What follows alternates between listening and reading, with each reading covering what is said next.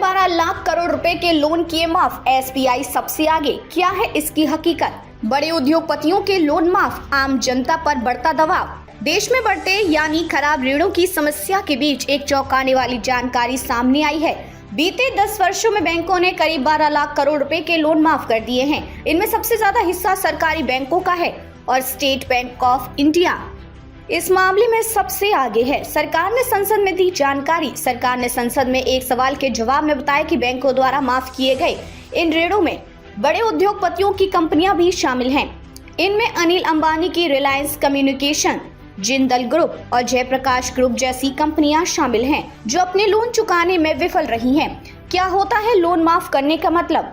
Loan माफी का मतलब यह नहीं है कि बैंकों ने उधारकर्ताओं को पूरी तरह से राहत दे दी है। जब कोई कर्ज से एनपीए बन जाता है तो 4 साल तक वसूली संभव नहीं होती और उसे राइट ऑफ कर दिया जाता है। इसका मतलब यह है कि बैंक अपने खातों में उस लोन को हटा देते हैं जिससे उनकी बैलेंस शीट साफ दिखे। लेकिन इसका मतलब यह नहीं कि बैंक उस पैसे को वसूलने की कोशिश बंद कर देते हैं। राइट ऑफ और वेवर में अंतर। राइट ऑफ, बैंक अपनी बैलेंस शीट से कर्ज को हटा देते हैं लेकिन वसूली जारी रहती है। वेवर, कर्ज पूरी तरह से माफ कर दिया जाता है और उधारकर्ता को कोई भुगतान नहीं करना पड़ता। सरकारी बैंकों पर ज्यादा दबाव क्यों? सरकारी बैंक देश की अर्थव्यवस्था में बड़ी भूमिका निभाते हैं, लेकिन इन बैंकों का एनपीए निजी बैंकों की तुलना में अधिक है। सितंबर 2024 तक सरकारी बैंकों का कुल एनपीए 3,16,361 करोड़, निजी बैंकों का कुल एनपीए 1,34,339 करोड़। सरकारी बैंकों के पास देश के कुल बैंक लोन का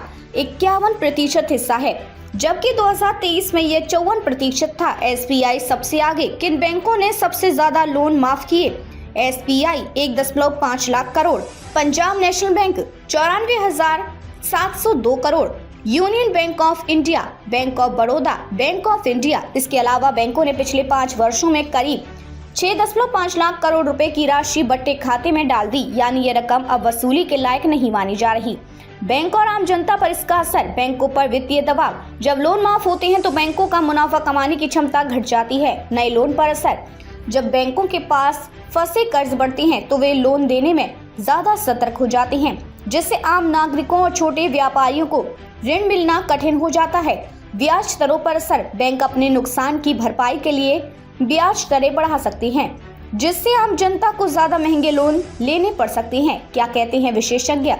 बैंकिंग और अर्थव्यवस्था के जानकार मानते हैं कि बड़े उद्योगपतियों के डिफॉल्ट करने से देश की वित्तीय स्थिति पर नकारात्मक प्रभाव पड़ता है। आर्थिक विशेषज्ञों के अनुसार बैंकों को कर्ज देने के नियमों और सख्त करना होगा। कंपनियों की वित्तीय स्थिति को ध्यान में रखकर ही लोन देना चाहिए। डिफॉल्टर के खिलाफ सख्त कार्रवाई होनी चाहिए ताकि वे अपने कर्ज चुकाएं। सरकार क्या कर रही है? सरकार और रिजर्व बैंक ऑफ इंडिया इस स्थिति से निपटने के लिए कई कदम उठा रही है। इसके तहत डिफॉल्टर कंपनियों की संपत्तियां जब्त की जाती हैं और उन्हें नीलाम किया जाता है। बैड बैंक की स्थापना। 2021 में सरकार ने national assist reconstruction company limited की शुरुआत की, जो बैंकों की एनपीए को संभालने का काम करता है। डिजिटल ट्रैकिंग सिस्टम, जिससे बैंकों को ये पता चल सके कि कौन से लोन जोखिम में हैं। क्या आम आदमी के लिए चिंता की बात? अगर बैंक बड़े उद्योगपतियों का लोन माफ कर रहे हैं तो इसका असर सरकार और आम जनता पर भी पड़ सकता है। जब बैंकों को नुकसान होता है तो सरकार को उन्हें बेल आउट देनी पड़ती है, जो आम जनता के टैक्स के पैसे से वसूल होती है। इसलिए जरूरी है कि बैंकों की लोन प्रक्रिया पारदर्शी हो, डिफॉल्टर कंपनियों पर कड़ी कार्रवाई हो, लोन देने से पहले उनकी बैकग्राउंड जांच मजबूत की जाए। आम आदमी को जागरूक रहना होगा कि सरकार और बैंक इस मुद्दे को किस तरह संभाल रही हैं ताकि वित्तीय स्थिरता बनी रहे।